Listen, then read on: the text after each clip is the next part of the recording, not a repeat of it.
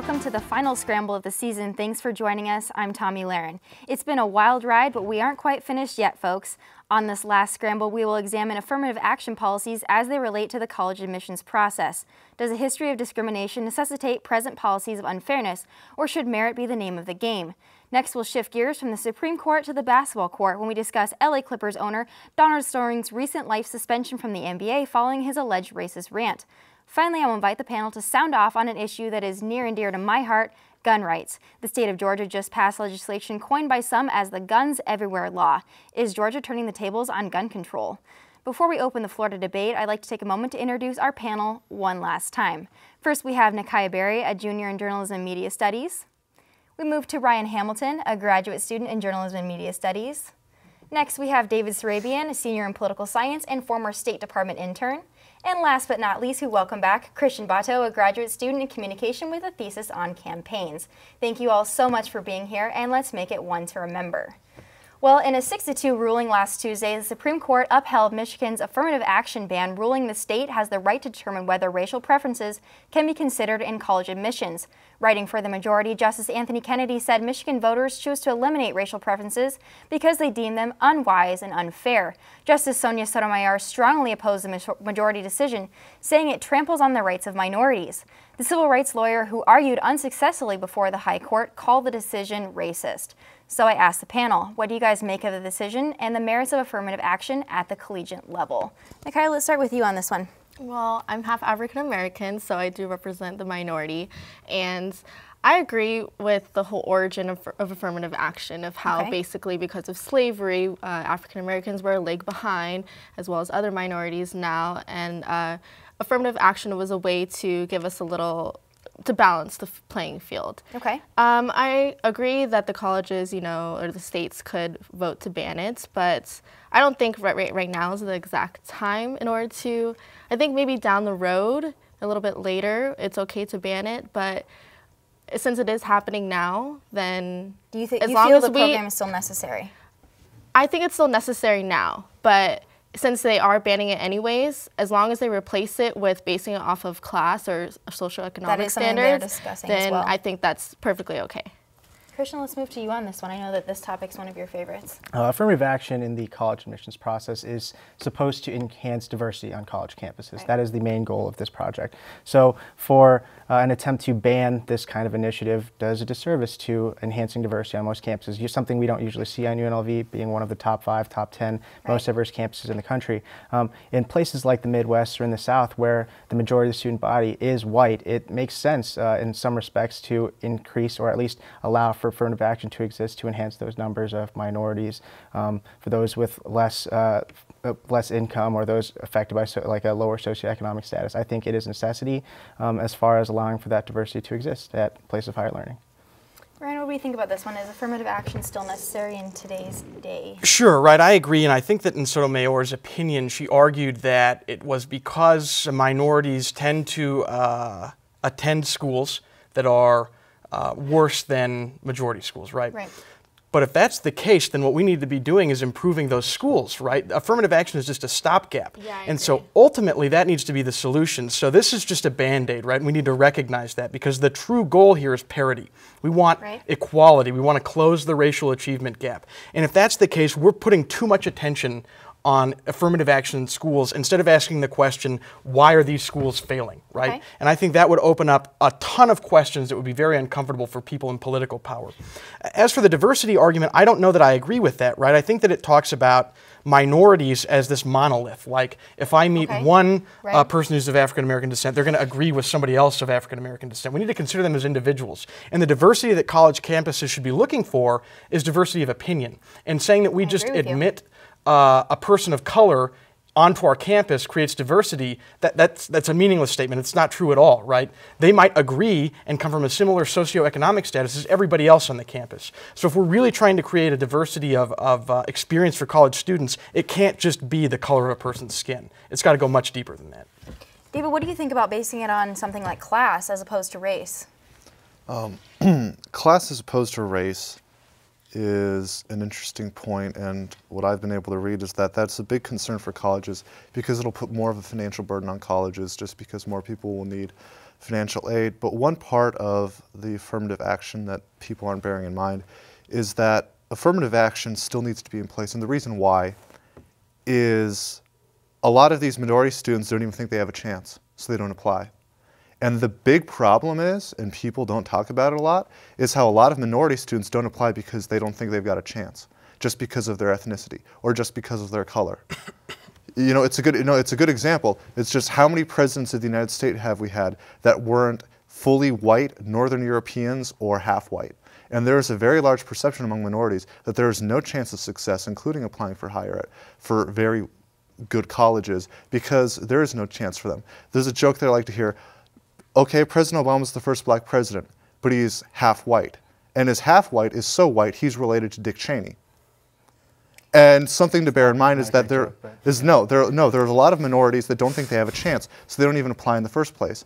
So as much as it is, improving the lower schools that minorities get into, affirmative action still needs to be in place, and they need to push a cultural shift that you do have a chance to get there based upon your intelligence and not your race. Based off ignorance, if you just think because of your race you're not going to get admitted to a college. I mean, I think the problem lies, this is forcing us to look at the ground root problem, the origin of why we need affirmative action. Just taking race out of the whole, there shouldn't be race as it shouldn't be based on, kind of as going off of what Ryan says, you don't think it should be based on color. Do you think it should be based more on class or socioeconomic status? Yes. And if so, how do we gauge that? What's the level for that? It's just basically what area you're coming from and if your parents went to college and your income status, and it would just level out the playing field in that way, which is more reasonable. Okay, Ryan, I want to ask you, I kind of addressed this in the introduction as well, but affirmative action, some people are saying that that policy in it itself is racist. What do you say to that? Do you think that's a way to correct past racism?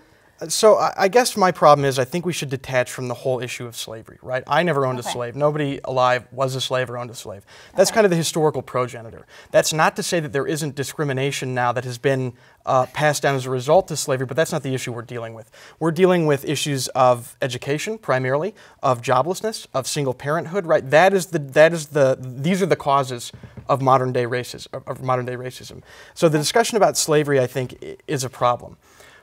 I will say, though, that I believe in affirmative action, not only because I agree in part with David that it expands the power of the imagination for people who have been living in underprivileged, under-resourced communities for a while, and I don't think that a policy of affirmative action just writ large is necessarily racist, right? I will say, though, bizarrely, that the demographic that gets most disenfranchised by affirmative action policies are Asian Americans, because they test so high, so well, in such a large percentage of their population that when you're trying to balance the student population to kind of make sure it reflects the racial makeup of the society, there are just too many good Asian applicants who get denied because there's no room for them in that balance, right? Sure. Christian, I want to give you the final word on this one. Well, I agree that there are a lot of issues that exist surrounding socioeconomic status, and maybe altering or shifting a policy more towards focusing on those types of issues would be a little bit better, or at least, I guess, among the minds of these panel, more fair and more balanced. I still think that if you look statistically, there's no surprise that Clarence from Cranbrook and Jimmy from Lincoln Prep have different types of educations. Right. But it's all dependent on whether or not they have the ability to elevate themselves from that position. And statistically, it shows that the minorities come from Lincoln Prep. They mostly African Americans, mostly Latinos, Latinas, not a lot of Asians in that type of demographic because just the culture is a little bit different. There's a higher emphasis on STEM workforce or STEM focus, things like that. But as far as affirmative action strictly being applied only to those with low socioeconomic status, I think you're still skirting the issue of more racial diversity, which is something that doesn't exist in a lot of universities in the Midwest or in the South, and that's something that this policy is supposed to, I guess, rectify. So I guess we can be proud of our university that we are. I believe we are the 8th most diverse in the country, so go UNLV. Well, if we're going to play the race card today, let's double down with our next topic. And unless you've been living under a well-placed rock, you've probably heard about the NBA Commissioner Adam Silver's decision to suspend LA Clippers owner Donald Sterling from the NBA for life. This comes after Sterling's girlfriend released a recording of the Clippers owner making some rather racist comments about just who she should and should not associate with in public. The man has been shamed, fined $2.5 million, dropped by sponsors, and could be forced to sell the franchise if at least 3/4 of the league's owners vote to oust him. The latest word from Sterling's camp is that he will not go down without a fight. Now, I think we can all agree that Sterling's comments are reprehensible, and instead of focusing on the character of Mr. Sterling, I want to address the issue of Clippers ownership. Can he be forced to sell an asset? Ryan, let's start with you on this one. What do we make of this situation? Yeah, man, he's in a private association with the NBA, right? You can't buy a team and then you own it. Like, you can't say, I'm going to buy my NBA team, we're not going to play in the league. There are strings that come attached to that. Okay. And if you own an NBA franchise, particularly if you're a player, who it usually affects, you have to represent yourself in a particular way. And if the NBA, which is again a private voluntary association, decides that you don't represent the NBA in the way that they want to be represented, you go. You're fined, you're suspended, or in this case, you're forced to sell. Or if you're a player, which is much more common, you're kicked out of the league, right? Mm-hmm. So I think absolutely, in this case, it's not a coercive state action. These are other people who don't want Donald Sterling to be a part of their club. If they want him out, he has to go. Nikai, I want to ask you, so this was a private phone call that he made these comments. Do you think that the NBA commissioner went too far, or do you think that this fits the bill? I mean, he has to do it in order to save face for the NBA. So it's just, he's just doing what the people want, and obviously they're doing it to save money for the NBA too. He's making them look bad, so they have to do that, and it's making sense. I mean, if the NBA owners vote to have him out of their little club, then they can do that.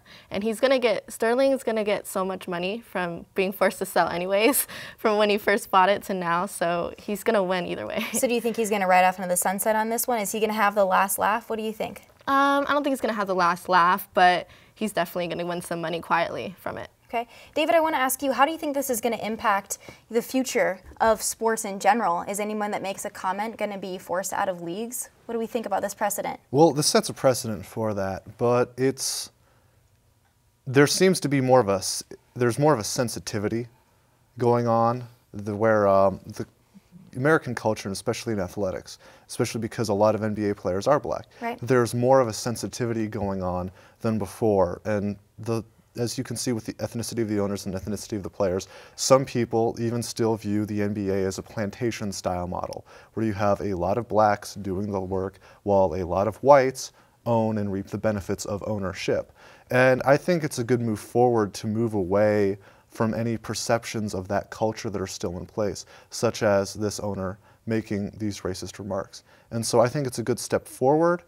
I just hope that this doesn't set a precedent of anybody making any comment under whatever circumstances that might be misinterpreted, having them ejected. Now, these were straight out racist comments, so I think it's fine that he's getting ejected, but I'm just worried that it sets a hypersensitivity precedent. Okay, I would agree with you on that one. Christian, I want to ask you, does this set a dangerous precedent for what you say on your own time in a private conversation, having it be recorded like that? Well, first off, I'm a huge basketball fan, so this issue is pretty near and dear to my heart. You know, go Lakers 2015, Mamba returns, all that kind of stuff. So you're not a Clippers fan anyway? No, this doesn't concern me. But he does make comments about Magic Johnson. I don't know how you could not want to associate with that guy. He's always smiling. It's positive attitude.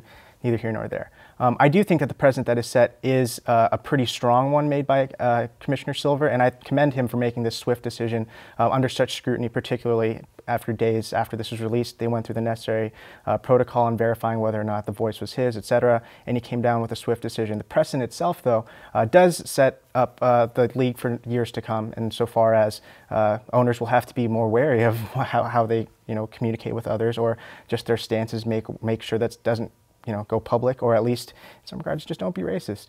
I think that that would be an easy solution, wouldn't it? Yeah, I think that the decision to ban him was well within the rights of the commissioner based on the fact that it was conduct detrimental to the league. Now, the question of whether or not he should actually have to sell is a much more pressing issue. And under Article 13 of the NBA Constitution, the or a 75% or a 3/4 majority is needed to oust him, but those are all under financial reasons, meaning that it's pretty difficult, especially Donald Sterling, who's a former attorney and one of the most litigious owners in basketball. He seems like he has a pretty strong case to at least maintain some sort of ownership of the team, or at least at least forward some sort of injunction to prevent the banning until he can figure things out. So as far as that goes, it's going to be a tougher case than people think. It's not so cut and dry. The ban set a precedent, but still, we don't know how this is going to shape down until... Guess we'll have to wait and see when Sterling finally comes out and makes Right. his comments public. Yeah. We're going to go ahead and take a break, and we're going to come back with the gun debate. Stay with us. Oh, hey, bud. Oh. Where are you headed? Just gonna hang out. It's a school night. With Gary and Todd? Yeah? Not sure about those two. I've been meaning to ask you. This is tougher than I thought. Is there any drinking going on in this crowd? No? I hope not, because alcohol can lead you to say things and do things that you really wish you hadn't. Isn't this what you're supposed to say? I know. So if any of your buddies ever pressure you to take a drink, just tell them you promised your dad you wouldn't. I'd do anything to keep you safe. Okay, I will. I hope this is working. I promise. Love you too, Dad. They really do hear you. Brian. Yeah? So start the conversation even before they're teenagers. Good idea. For tips on what to say, visit underagedrinking.samhsa.gov. A message from the Substance Abuse and Mental Health Services Administration. If you're a man over 50, you're in a group most likely to develop skin cancer, including melanoma. That's why your best shot is to check for a spot. Follow through and check your skin. Go to spotskincancer.org to find out how. Welcome back from the break. Well, our final topic of the day and this season ignited the gun debate once again. Georgia Governor Nathaniel Deal signed a wide-ranging gun bill into law last week. The Safe Carry Protection Act of 2014 specifies where residents can carry weapons. Included are provisions that allow residents who have concealed carry permits to take guns into some bars, churches, school zones, government buildings, and even certain parts of airports. This is probably why it's been nicknamed the Guns Everywhere Law. So what do you guys make of this Georgia law? Too far or just right? Christian, let's start with you on this one. What do we think about guns everywhere? I'm a Batman fan, not really a gun person, so Okay. I think that allowing anyone to carry guns, as long as they have a license or a concealed carry permit, regardless, is a scary thought to have. I don't know if getting into a heated debate with someone could escalate into me being shot. Those are things that you have to deal with under this new climate, particularly in Georgia if we live there. But I think it's a pretty scary precedent that's set when the entire state has the ability to carry around weapons. It's like the Wild West again. Do we think this is going to spark more shootings? I mean, if you can carry it into a bar, that's obviously probably a place where some conflict might occur. Definitely, that's a prime example. Carry guns into a bar. Like I said, it's the Wild West again. We have the saloon mentality. If you don't get along with me, I don't get along with you. Let's have outside and let's draw. Yeah, I'm very on edge about this because, I mean, I understand having guns in your own home. If someone invades your home, you're allowed to, use your weapon. But in public area and public space like malls and schools, it does get scary having to trust people, carry guns. But I guess it means if you are nervous, get a gun yourself and you can use it in those areas and to protect yourself. Okay, so we and think other more people. guns is the solution. Ryan, what do we think about Nikai's statement? The problem is that if you don't have enough confidence in me to carry a gun, right, just around, the issue is like if I wanted to go to a mall, and this has been demonstrated before time and again, and blow away a ton of people, the law is not going to stop me. Like a door does not come up and say, you've got a firearm, you can't come in. What this does is give sane people the opportunity to return fire and fight back so they're not just victims. They're not totally powerless against people who have firearms, as in the case of school shootings, mall shootings, everything like that. Now, I agree that there is some chance that there will be an increased incidence of gun violence in places like bars. But the problem is we don't really know, right? That's a speculation based on what we project the outcome would be. This is a great opportunity to find out, right? There's nothing that says that in a year, if it goes terribly, they can't re-add bars or some other facilities where guns don't seem to be working out to that list. But the issue is that what this does is give power to individuals not to be victims anymore. Whereas before they didn't have that opportunity. Any law-abiding person couldn't take a gun into a school, which meant that they were totally at the whim of somebody who didn't care about the law and wanted to kill them. That's a problem. So now what we've done is equalized the scale here. We've given all people the power that they need to defend themselves. All of your arguments assume that sane people are carrying these weapons. There's still a propensity for someone who does not in the right frame of mind, although they may have passed background checks, and they have the ability to carry a weapon in a public place, which still links to a lot of these scared or fear-mongering arguments that exist. Yeah, I mean, you could be sane when you don't have a gun, but now we're putting guns in their possession in public places. I mean, they could not be sane, in that situation where it's just right there in their waist. They could use it if they want to, and mix with alcohol too. The problem with that assumes that the person who's insane, that this is how the law functions. I'm so upset I'm going to get into a fight, and I'm going to blow this guy away. Wait. The law says I can't do that, right? Like, if you're willing to take somebody's life with a gun, that's already a crime. So the idea that another law that says you can't have a gun is going to stand in your way is preposterous. That person who has the gun is already willing to break a way more serious law than unauthorized possession, which is to say, commit premeditated murder. So the law is not functioning as a barrier to anybody at that time, right? That's why you have to give people the opportunity to defend themselves, as opposed to just making law-abiding citizens defenseless.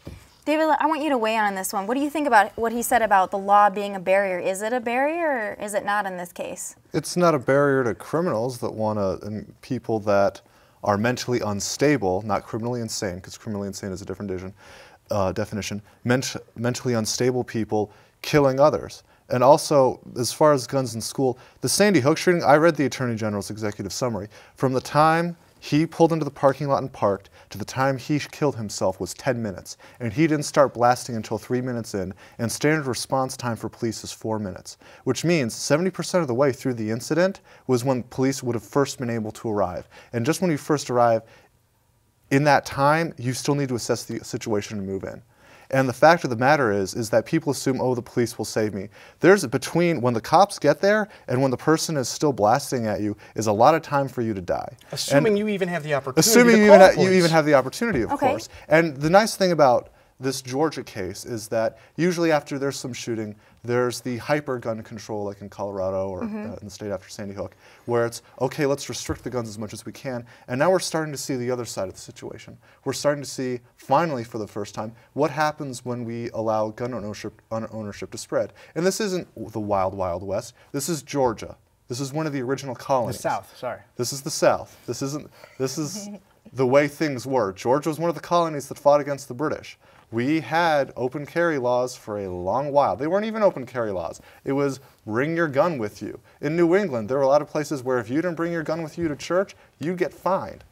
Okay, I want to ask you, what do we think about, you mentioned the schools, what do we think about arming teachers? About arming teachers, that seems to be a separate issue from the Georgia laws, but I think that if teachers want to be able to carry a firearm into class with them to help defend students, then that's fine. Now, requiring teachers is just wrong. In the military, we have conscientious objectors. If we shouldn't force teachers to carry guns if they don't want to, and especially ones that aren't willing to use them. It doesn't matter whether or not you have a gun or not, it matters if you're willing to use it. The empowerment issue and the response time are all valid points, but I guess my main concern is why put that situation or the potential for that situation to exist where a firearm can be discharged accidentally and take someone's life, or why allow that to even be an issue. As far as being in a public place, getting into a heated discussion. Maybe the law can provide those checks. It doesn't check a lot of people like we've already established, like criminals, but still, these are all situations that are context dependent, so why allow that option to exist? And to your point, Christian, I also want to bring up here, a couple months ago when we had the elderly gentleman in the movie theater who shot another man because over a texting incident, and there was talk about popcorn being thrown, but he did have a weapon and he did use it, and obviously looking back, he probably wouldn't have if he wouldn't have had that weapon. What do you say to case studies like this, Ryan? Well, I say that man was an off-duty cop, right? Which he was. And if we can't trust the police to be responsible in that kind of situation, the whole argument goes out the window, because we just need to be disarming everybody. There are, of course, going to be instances in a nation approaching a population of 300 million where somebody goes off half-cocked and fires their gun at somebody who doesn't deserve it in a situation where it's unwarranted. But that is not a reply to the utility of sane, law-abiding individuals having the ability to defend themselves against people that seem to be occurring in greater numbers, taking advantage of situations where people are unarmed, right? I did an article one time about active shooter training in schools, and then this guy, he was saying, he is able to own a firearm, and he was saying if he was in that situation of where there was a shooter in the school, he wasn't able to protect himself, he doesn't like that situation. So he wants to be able to protect himself and protect others from those people that carry guns in those schools. But as far as teachers carrying guns, that is very That makes scary you a little to me. bit uneasy? As far as being comfortable in a classroom, knowing the teacher has a gun, and teachers do a lot of weird and crazy things you gotta turn already. your homework on time. So, yeah, then, right? so I don't trust them in that situation. It's scary. Brian, I want to give you the last word on, do we think that there's enough being done as far as the concealed carry permit to attain something like that? Probably not. There probably needs to be a bigger vetting process to that, and I think that most people are open to that that argument, right? That discussion. I don't think the way that we would go about it is we would not say this is the teacher who has the gun, because clearly that would put off the deterrent. Right. Okay. Right. You would have to think all of them have the potential to have a gun. So concealed is the name of the game. That's exactly right. Some kind of anonymity which increases the risk that you would take. So I don't see that there's a bigger problem. I mean, I think there definitely needs to be more research, and I'm certainly not advocating it, but I'm open to the possibility that that's one of the things that we can do to solve this issue. At least the debate has been opened, and I guess a state is taking a different approach as most are shying away from it. And before we end today, I'd like to take a moment to thank everyone here at the Scramble for allowing me to sit at the head of this table. To my producer, Heather Fairberger, I could not have asked for a better partner in crime.